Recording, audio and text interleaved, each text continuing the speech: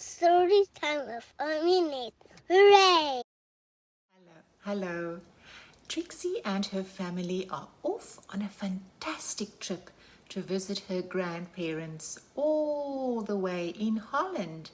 But does Knuffle Bunny have different travel plans?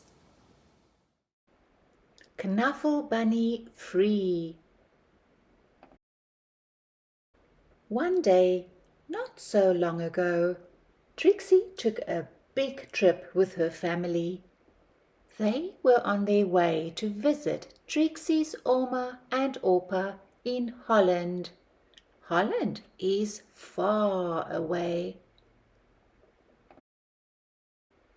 So that meant taking a taxi to the airport, waiting in line, watching Knuffle Bunny go through the big machine, waiting some more, and finally getting onto a real airplane.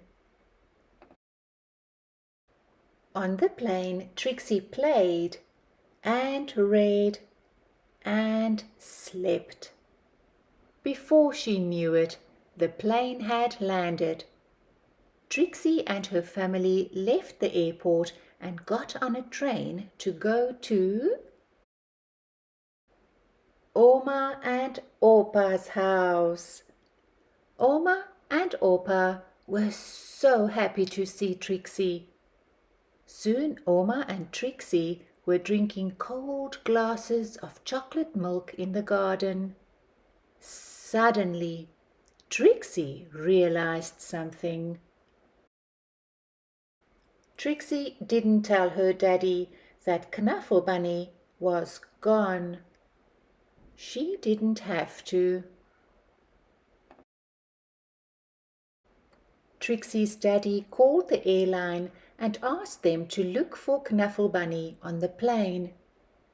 But the plane had left for China. China is very far away. Trixie's mommy hugged her and asked her to be brave. Trixie's daddy told the story of when he was a little boy. He said goodbye to his special lambie. Oma gave Trixie another glass of chocolate milk and remarked on how big she was getting. Trixie understood. She was getting bigger. Even if she wished she wasn't. The next morning, Trixie tried to enjoy going to the cafe, and the swings in the playground, and the carnival that was in town. And while the whole week was filled with fun things like eating French fries on the street, visiting real windmills, and feeding the ducks, Trixie was still sad. She missed her Knuffle Bunny. Oma and Opa understood. Oma and Opa had a plan. That night they had a surprise for Trixie. A brand new, top-of-the-line, funny bunny wunny doll extreme. It could walk. It could speak in Dutch. Ik kan spreken. It could dance. Ik kan dansen. But it couldn't make Trixie feel any better. Trixie was sure that she wouldn't be able to sleep another night in a strange bed without her Knuffle Bunny. But before she knew it, she was dreaming. She dreamt of Knuffle Bunny and all the places he would visit. She dreamt of all the children Knuffle Bunny would meet. She dreamt of how Knuffle Bunny would make them feel better. The next morning, Trixie felt better. Trixie had a big breakfast. She played with Orma on the playground swings. She even tried a sip of Orpa's coffee at the cafe. It was a great day. Before she knew it, the trip was over and it was time to go home.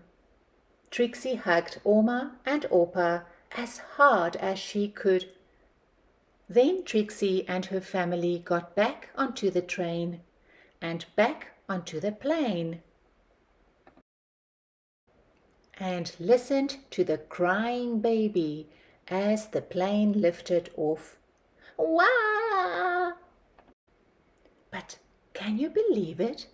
Right there, on that very plane, Trixie noticed something. Knuffle Bunny! Trixie was so happy to have Knuffle Bunny back in her arms. Happy enough to make a decision. Wah! Cried the baby. Trixie turned around and said, "Would your baby like my Knuffle Bunny?" "Really?" asked the baby's mother. "Really?" asked Trixie's daddy. "Really?" asked Trixie's mommy. "Plaggy, plaggy?" asked the baby. "Really," said Trixie. She was big enough. The baby was happy. The baby's mother was thankful. Trixie's parents were proud. And the other passengers were very relieved. And that is how, a few weeks later, Trixie received her very first letter. A note to Trixie. Trixie, I hope to watch you grow up, fall in love, start a family, and be happy. And I hope that one day, many years from now, you will receive a package from an old pen pal. Love, Daddy. The end.